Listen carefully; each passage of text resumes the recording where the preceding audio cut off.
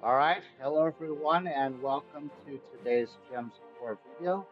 In this video, I have for you my strategy guide for Kingdom of Zhul'Kari. Zhul'Kari is the nature kingdom that has a magic bonus. This should make it your top priority when maxing out nature kingdoms. That said, if you hate spiders, you're probably going to hate this kingdom. In this strategy guide, I'll focus on the troops available in Zhul'Kari, including my ranked list of base troops currently available, as well as the troops that are not available in the standard chest drop tables. I'll also be discussing the weapons available in the Soul Forge during Zhul'Kari week, including two recommended legendary weapons as well as the class weapon, and I'll briefly discuss the Orb Weaver hero class as well as all current Zhul'Kari pets. As usual, I'm going to start with the troops, and as a reminder, you need a total of 39 total troops that you can unlock all traits for and increase to at least level 20. At least two of them must be base level mythic troops or equivalents. Zhul'Kari currently has four troops that qualify into that category. And my first choice is one of the best base mythic troops in the game, Arachne Weaver. Arachne Weaver webs all enemies, temporarily reducing their magic to zero, deals true damage to the last two enemies, and explodes 15 gems if either enemy dies. Arachne Weaver's traits make it stealthy, impervious, and gives a 75% chance to summon a web spinner if the other team manages to kill it. Web Spinner is a very good base legendary troop that damages all enemies, poisons all enemies, and creates 9 green gems. Arachne Weaver is overall a great DPS option that generates mana. If you do not have this troop unlocked, you probably should consider doing so next time it's available in the Soul Forge. My second choice is a more recent addition to Zhul'Kari, Mandragora.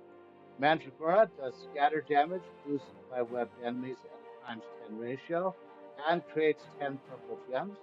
Mandragora also webs a random enemy when matching purple gems and has Magic Link, granting more purple mana from matching purple gems.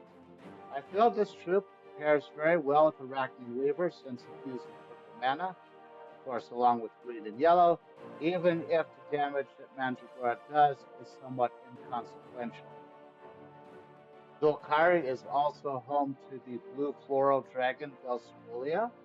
Belcerulia can only be obtained by hatching floral dragon eggs and is one of the 6 floral dragons that is needed to summon Chrysantherax.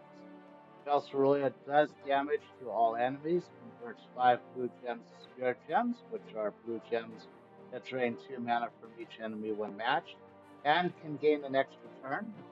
Belcerulia has resistances to spell and spell damage and steals 4 life when matching blue gems.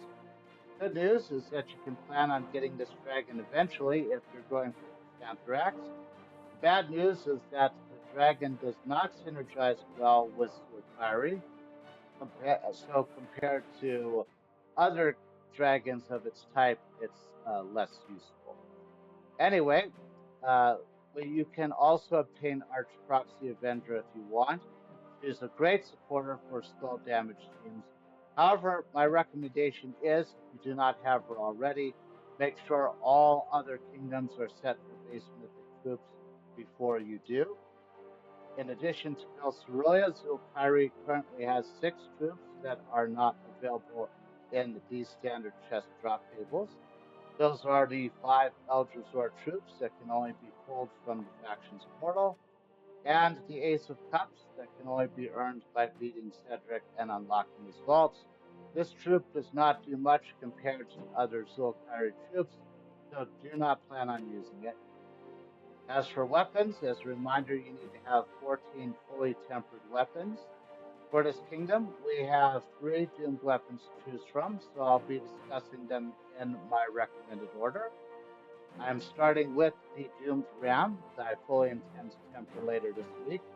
The Doomed Ram deals heavy splash damage to an enemy, stuns purple enemies, cleanses all purple allies, and explodes 4 gems. The Doomed Ram also creates Dark Storm and death marks the first enemy. There are a few doomed weapon categories that are more valuable than this one, but not many. So I think it's worth acquiring even if you're going to temper it later. Next, we have the Doomed Potions. The Doomed Potions give life to all allies, 5 mana to all other allies, and 2 magic to all allies for each green enemy. These potions also inflict disease, poison, and web on the first enemy for good measure. The major problem with considering this weapon is that Essence of Evil is a far better weapon for its intended purpose. It casts a wider array of status effects on the enemy and uses less green mana. For that reason, I don't think you're going to really need that weapon. Finally, we have the Doomed Ballist. This bow deals single target damage and explodes 3 purple gems if the enemy uses purple mana.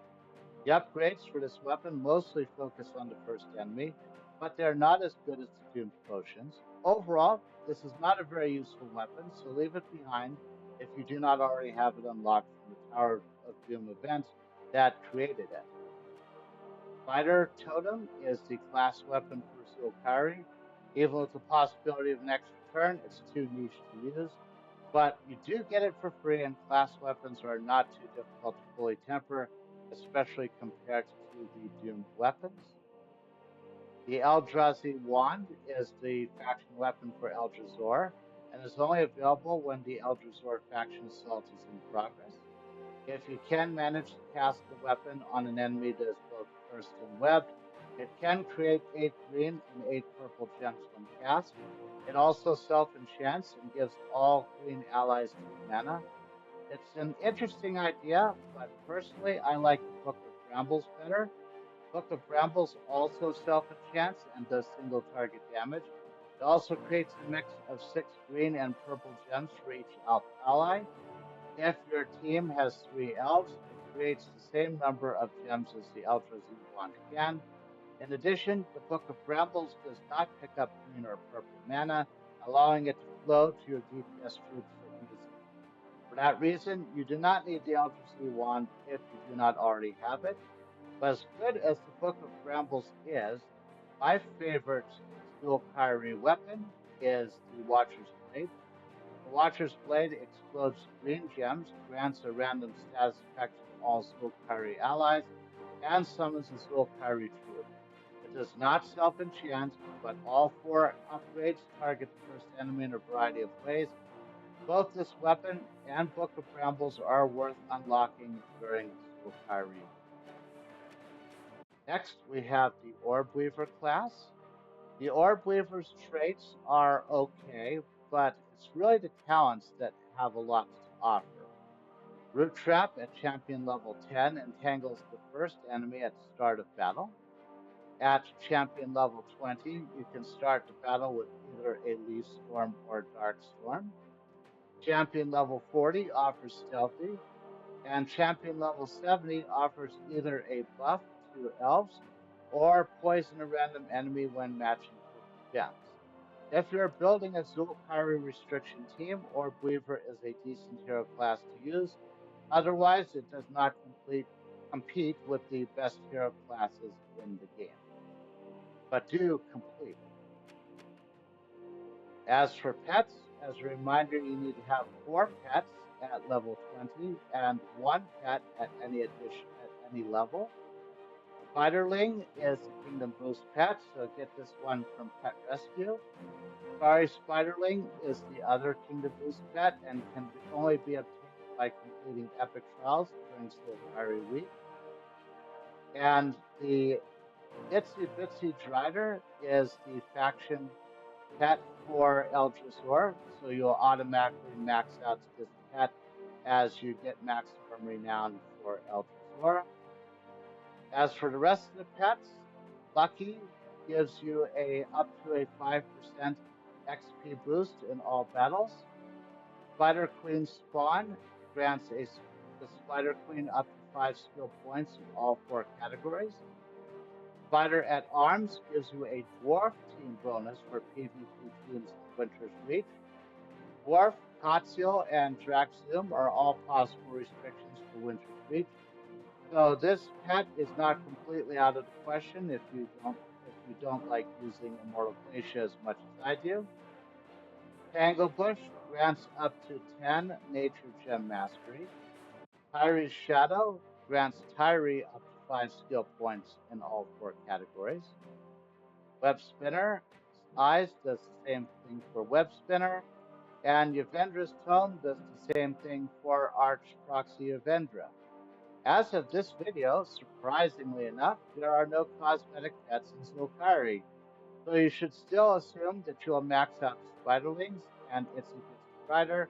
From there, the best general purpose pets are probably Lucky and Tanglebush. Web Spinner's Eyes can be good if you use Web Spinner or Arachnid Weaver a lot. The rest are more situational and not as necessary. So let's review.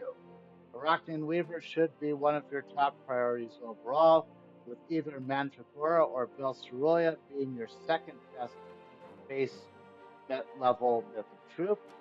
Obtain the Doomed Ram, Book of Brambles, and Watcher's Blade from Soulforge during Zhul'Kari week, and unlock both Lucky and Tanglebush and max out one of those along with Kingdom and Faction boost pets.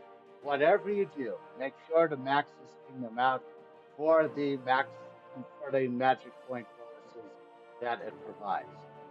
And of course, if you enjoyed this video, please consider leaving a like, subscribe to this channel, and or follow me on Twitch if you'd like to see more of my content. And in the comments below, let me know what you think of Zhul'Kari Week. And with that, I'll see you in the next video.